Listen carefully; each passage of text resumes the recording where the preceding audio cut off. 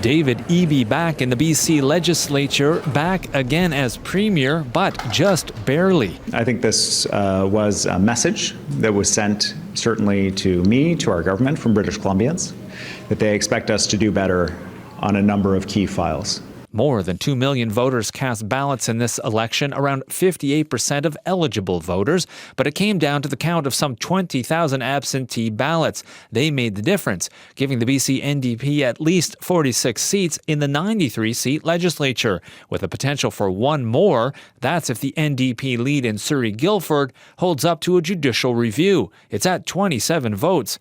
No matter, political scientists say this new NDP government will need to be more collaborative. Logistical considerations make it difficult to govern with a majority of one, so that all makes it more likely that the NDP would look for some kind of cooperation. And David Eby is promising that, but has some terms, alluding to controversial comments made by Conservative candidates who will now sit in the legislature. My commitment to every MLA that was elected is if you share our values around making sure this is a welcoming province for everyone, that we're going to fight hate and racism, these are non-negotiables for us, then we're happy to work with you to make sure that the legislature behind me works for British Columbians. The BC Green Party says its two elected MLAs are ready for this, saying government works best when MLAs collaborate and prioritize their constituents over party interest to deliver those outcomes.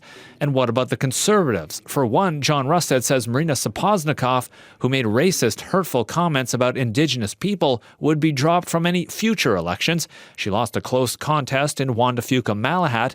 Clearing that up, John Rusted still took a shot at Eby. All the way through the campaign, David Eby, quite frankly, was a habitual liar about who we are, about what we did, about our platform. Rusted says his plan now is to create an effective opposition to, yes, work collaboratively with David Eby, but only as long as it helps people Rusted tried to reach. The average everyday working person in this province, if there are things that are moved forward that will improve those lives for those people, we would be looking at supporting it.